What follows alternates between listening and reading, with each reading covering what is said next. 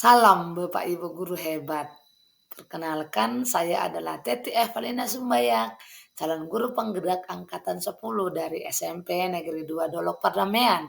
Dalam hal ini saya akan coba memberikan pemahaman saya tentang tugas kami yaitu 11A8 koneksi antar materi, kesimpulan dan refleksi dari modul 11. Adapun hal yang perlu saya pahami dalam tugas kami kali ini adalah ada 3 hal yang menjadi pertanyaan, yang menjadi refleksi buat saya sendiri sebagai pendidik, khususnya sebagai calon guru penggerak. Yang pertama itu adalah, apa yang Anda percaya tentang murid dan pembelajar di kelas sebelum Anda mempelajari modul satu-satu? Nah, dalam hal ini saya coba memahami 2 bahasa yang penting, 2 kata yang penting yaitu murid dan pembelajaran. Yang pertama adalah yang saya pahami tentang murid adalah, saya menganggap bahwa siswa harus belajar sesuai dengan instruksi si pendidik.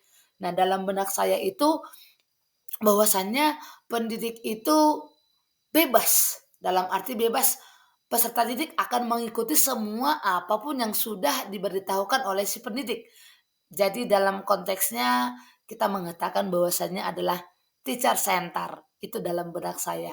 Nah, yang berikut adalah saya menganggap bahwa semua siswa itu sama, toh nilainya harus minimal sebatas KKM.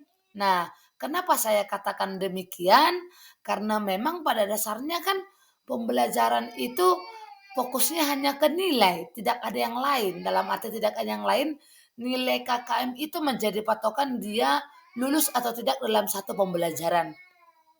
Nah, yang berikutnya adalah saya menganggap bahwa siswa hanya mendengarkan pembelajaran saja, mengikutinya tanpa ada refleksi.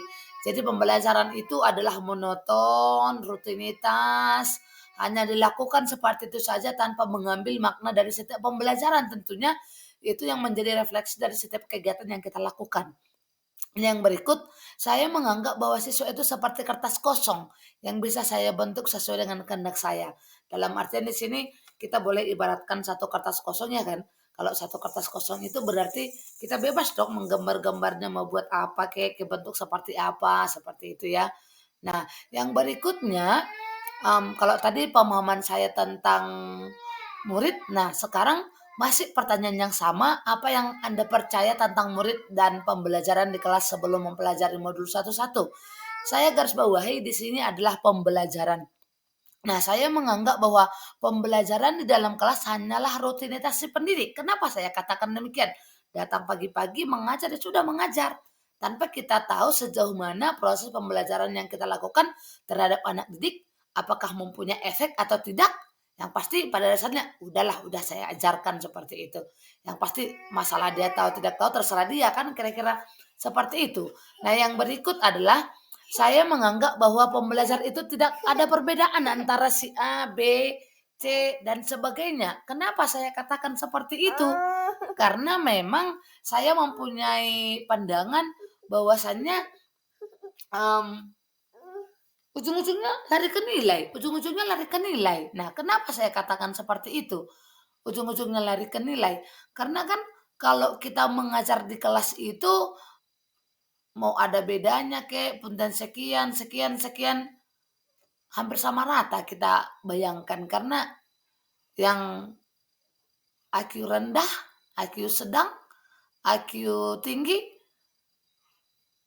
memang secara umum pasti ada perbedaan. Tetapi toh yang rendah itu akan tetap diangkat paling tidak sebatas dengan nilai KKM. Nah, dan juga pembelajarannya itu sama saja, nggak ada perbedaan. Nah, yang berikut itu adalah saya menganggap bahwa keberhasilan saya ketika nilai KKM tercapai. Nah, ini yang perlu saya coba garis bawahi. Kenapa saya katakan demikian? Karena memang ketika kita mengajar itu memberikan tugas terhadap anak didik kita kan fokus ke nilai. Nilai 100, nilai 80, nilai 75. Nah, ketika anak didik kita lulus dengan nilai yang kita harapkan dengan sebatas KKM, kita menyatakan bahwasanya kita berhasil. Ternyata seperti apa? Ya kita sebenarnya tidak, kalau sesuai dengan pembelajaran Bapak Ki Hajar Dewantara nantinya. Nah, yang berikut saya menganggap bahwa pembelajaran tidak perlu inovasi, toh nilainya nanti harus dibuat minimal sebatas KKM. Kenapa saya berbicara seperti itu? Ada satu hal penting yang saya pahami, sebelum mempelajari modul ini, kita buat inovasi, mau tidak berinovasi sama saja, karena peserta didik tetap seperti itu saja, tidak mau tahu dengan tidak peduli dengan apa yang mereka pelajari, dan juga pada akhirnya nilai mereka sebatas kognitif saja, seperti itu. Nah, yang kedua adalah apa yang berubah dari pemikiran atau perilaku Anda setelah mempelajari modul ini? Secara pribadi saya mempunyai banyak pemahaman yang baru atau perilaku, yang berubah tentu saja dengan mempelajari modul satu-satu ini. Yang pertama itu adalah saya memahami bahwa anak didik itu perlu dipahami karakteristiknya. Kenapa saya katakan demikian? Nggak mungkin dong anak yang, memang harus butuh ekstra, ekstra dalam arti tanda kutip butuh more attention, pasti beda dong cara mengajar kita dengan yang betul-betul sudah, bisa memahami materi atau dengan bahasa pendeknya pembelajaran yang dihadapkan sekarang itu kan memahami karakteristik anak didik sehingga kita mudah memahami seperti apa minatnya, seperti apa kemauannya, kita mau bawa dia ke arah mana, kan seperti itu. Pembelajaran itu harus betul-betul berpihak kepada murid, harus betul-betul berpihak kepada anak didik tentunya. Nah, yang berikut, saya memahami bahwa anak didik itu bukanlah kertas kosong, namun ia sudah mempunyai kodratnya yang masing-masing, yang merupakan talentanya masing-masing. Iya, dalam hal ini, saya memang drastis, kalau dulunya saya memahami bahwasanya peserta didik itu adalah tabula rasa, seperti kertas kosong katanya ya. Tetapi setelah saya memahami, mempelajari modul satu-satu ini, saya memahami bahwasannya anak didik itu, bukan kertas kosong lagi, tetapi mereka sudah punya kodrat masing-masing. Jadi tugas kita itu sebagai pendidik adalah menebalkan menebalkan, garis-garis yang samar-samar itu yang merupakan kodrat mereka, talenta mereka, maka kita harus menuntun mereka sesuai dengan kodratnya, supaya mereka bisa mencapai kebahagiaan dan keselamatan. Nah, yang berikut, saya memahami bahwasannya anak didik itu harus kita tuntun dan tugas kita menebalkan garis-garis samar yang sudah dimilikinya. Berarti, saya mempunyai pemahaman baru bahwasanya anak didik itu dari lahirnya sudah mempunyai talenta, dari lahirnya sudah mempunyai kodrat tersendiri. Jadi tugas kita adalah menuntun anak didik itu supaya dia bisa mencapai tujuannya sesuai dengan kodratnya. Nah, saya juga menggarisbawahi apa yang saya pahami dari modul satu-satu ini, kalau yang tadi saya coba memberikan gambaran tentang anak didik, peserta didik sesuai dengan yang saya pahami setelah mempelajari modul satu-satu. Nah, sekarang saya memberikan pemahaman saya tentang pembelajaran setelah saya memahami modul satu-satu ini, setelah saya mempelajarinya, bahwasanya pembelajaran itu adalah tuntunan, bukan paksaan. Jadi kita layaknya seperti petani. Kita layaknya seperti petani. Dalam hal ini saya punya pemahaman bahwasanya, kita menuntun anak-anak itu. Kita menuntun, bukan memaksa mereka dengan kehendak dan kemauan kita supaya mereka bertindak sesuai dengan kemauan kita, tidak. Tetapi sama sekali sama sekali itu salah. Jadi yang kita harus lakukan adalah berpihak terhadap murid, yaitu menuntun mereka sehingga mereka bisa berkembang, sehingga mereka bisa bertumbuh sesuai dengan kodrat mereka. Nah, yang kedua itu adalah pembelajaran itu harus sesuai dengan karakteristik anak didik. Ya, kalau dari awalnya kan, pembelajaran monoton seperti itu saja, tidak ada inovasi, karena memang ujung-ujungnya lari ke nilai. Tetapi setelah saya mempelajari modul ini, saya memahami bahwasannya pembelajaran itu harus sesuai dengan karakteristik anak didik. Harus ada perbedaan antara A, B, C dengan D. Tidak sama, tidak sama. Karena memang kemampuan mereka juga berbeda-beda, dan apa yang akan mereka pahami dan apa yang mereka maui dan apa yang mereka inginkan juga pasti berbeda-beda tentunya. Dan yang berikut adalah pembelajaran itu memenuhi kebutuhan belajar murid melalui pembelajaran berdiferensiasi. Nah, pemenuhan kebutuhan murid, bukan kebutuhan guru. Kalau selama ini kan kebutuhan guru, dapat 24 jam melakukan tugas mengajar seperti biasa tanpa memperdulikan anak didik kita. Nah, sekarang kita boleh memahami bahwasannya pembelajaran itu harus memenuhi kebutuhan belajar murid melalui pembelajaran berdiferensiasi. Jadi, dalam pemahaman saya pembelajaran berdiferensiasi itu adalah pembelajaran berkelompok sesuai dengan interest mereka, sesuai dengan ability mereka, sehingga mereka boleh berkembang, sehingga mereka boleh berinovasi, sehingga mereka boleh memahami apa yang akan mereka pahami dari materi atau pembelajaran yang kita sampaikan, tidak semata-mata hanya sebatas kognitif, tetapi juga sebagai pembelajaran buat mereka untuk memahami karakter-karakter dari sesama mereka, dan juga sebagai pembelajaran yang mandiri dan juga membentuk budi pekerti mereka tentunya.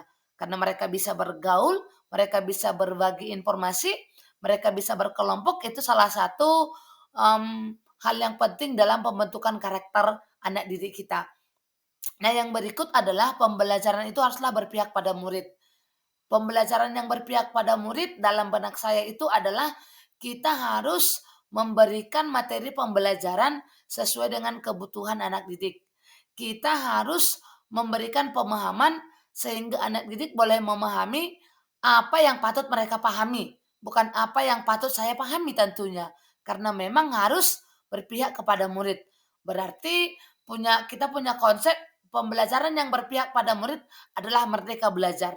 Merdeka belajar bukan berarti mereka bebas dalam melakukan sesuatu, tapi mereka bebas untuk berargumen, bebas untuk memberikan pendapat, dan juga mereka bebas menggali potensi-potensi yang mereka punya tanpa ada tuntutan dari peserta, tanpa ada tuntutan dari si pendidik tentunya.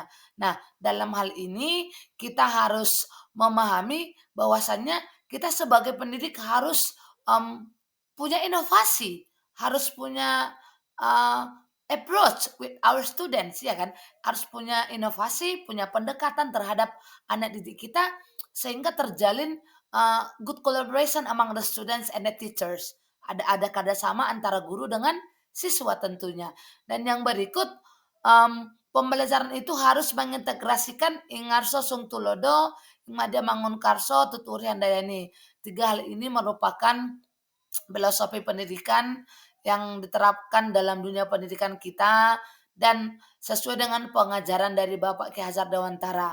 Nah, itu beberapa hal yang saya pahami setelah saya mempelajari modul satu-satu, yaitu pembelajaran yang berdasarkan dengan filosofi Bapak Ki Hajar Dewantara.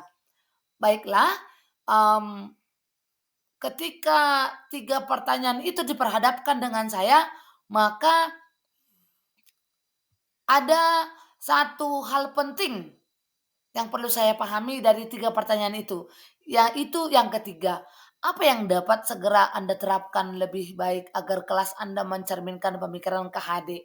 Berarti bahasa lebih baik, ya kan? Berarti kalau bahasa lebih baik berarti akan ada perubahan tentunya. Berarti saya akan membuat satu perubahan yang ada dalam kelas saya sesuai dengan pengajaran Bapak Ki Hajar Dewantara, filosofi Bapak Ki Hajar Dewantara, itu pembelajaran yang berpihak kepada murid. Jadi saya memahami bahwa anak didik itu bukanlah kertas yang kosong, namun ia sudah mempunyai kodratnya masing-masing, yang merupakan talentanya masing-masing. Oleh karena itu tugas saya sebagai pendidik adalah menuntun mereka sebagai pendidik, menuntun mereka sebagai pembelajar, menuntun mereka sehingga mereka boleh belajar, sehingga mereka boleh berkembang, sehingga mereka boleh bertumbuh sesuai dengan kodratnya, sehingga mencapai kebahagiaan dan keselamatan yang setinggi-tingginya. Maka saya akan menerapkan pembelajaran yang berpihak kepada murid dan memahami kebutuhan murid dengan memahami karakteristiknya sehingga pembelajaran berdiferensiasi dapat diterapkan. Dalam hal ini pemahaman saya akan mencoba menerapkan pembelajaran yang berpihak pada murid. Salah satunya adalah pembelajaran yang berdiferensiasi, yaitu pembelajaran secara berkelompok yang kita boleh aplikasikan di ruang kelas kita, sehingga kita boleh lebih dekat memahami karakteristik dari peserta didik kita tentunya. Dan yang terakhir, overall dari secara keseluruhan yang saya boleh pahami, saya boleh memberikan kesimpulan bahwasanya sebagai pendidik, saya harus memahami bahwa saya itu adalah among buat anak didik saya. Jadi pembelajaran harus berpihak pada peserta didik. Pembelajaran harus berpihak kepada peserta didik, bukan seturut dengan kemauan dari si pendidik. Dalam arti bukan suka-suka si pendidik, tetapi ter, tetapi terkait dengan pembelajaran yang berpihak pada peserta didik. Berarti automatically kita harus mengenal karakteristik dari anak didik sehingga pembelajaran itu bisa berpihak terhadap anak didik. Terciptalah yang namanya merdeka belajar. Yang kedua, sebagai pendidik saya harus mampu menerapkan filosofi Ki Hajar Dewantara ing ngarso sung tulada ing madya mangum karso tuturi handayani. Nah, tiga kalimat ini merupakan andalan kita sebagai pendidik tentunya. Bisa menjadi teladan, bisa memberikan dorongan, dan bisa memberikan semangat tentunya terhadap siapapun yang terkait dengan pembelajaran kita. Nah, yang berikut, sebagai pendidik, tugas saya adalah menuntun anak didik saya untuk bertumbuh dan berkembang sesuai dengan kodratnya.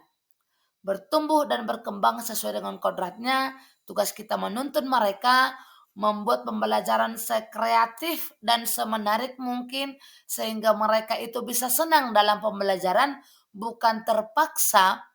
Bahasa pendeknya seperti yang diucapkan oleh Bapak instruktur kami adalah, dengan Ibu PP kami adalah tertekan batin katanya. Jadi belajar itu anak didik tidak tertekan batin, tidak tertekan batin. Datang kita udah jantungan dia. Nah, kira-kira seperti itu. Kita mau buat bahwa pembelajaran itu harus betul-betul menyenangkan. Kita datang ke kelas dengan muka-muka senyum, bukan muka-muka jeruk purut. Terus pembelajaran kita ada namanya komunikasi, ada collaboration, ada tanya jawab, tidak statis seperti itu saja, orang-orangnya itu saja, seperti itu ya. Jadi seorang pendidik harus mampu memberi suatu perubahan yaitu ke arah yang lebih baik. Jadi harus menempatkan diri sebagai among, pembimbing atau penasehat, pemberi motivasi dan penuntun segala kodrat anak dan harus tulus dan ikhlas. Nah, itulah yang saya boleh pahami dan itulah yang boleh saya berikan kesimpulan dari pembelajaran yang saya pahami dari modul 11 yaitu filosofi pendidikan dari Bapak Ki Hajar Dewantara.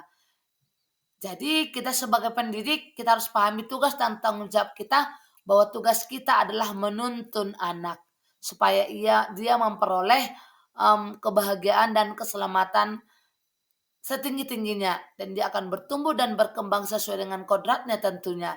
Jadi kita harus pahami betul-betul tugas kita sebagai pendidik, sebagai among dan juga sebagai fasilitator dan juga sebagai mitra buat anak didik kita sehingga dia boleh kita tuntun, sehingga dia boleh berkembang, sehingga dia boleh belajar sesuai dengan interestnya sehingga dia merasa nyaman ketika dia berada di sekolah karena memang dia hidup dan karena memang dia belajar dan tinggal di lingkungan yang betul-betul peduli terhadap dia, di lingkungan yang betul-betul menganggap dia begitu berharga. Sama halnya juga kita harus memperlakukan anak didik kita sedemikian rupa karena ingat bahwasanya tugas kita adalah menuntun anak didik, bukan memaksa anak didik, menciptakan pembelajaran yang menyenangkan, menciptakan pembelajaran yang nyaman, menciptakan pembelajaran yang berpihak terhadap murid. Terima kasih Bapak Ibu guru hebat. Terima kasih. Semoga kita mampu membawa perubahan untuk pendidikan tergerak, bergerak, menggerakkan. Salam guru penggerak. Salam calon guru penggerak. Terima kasih.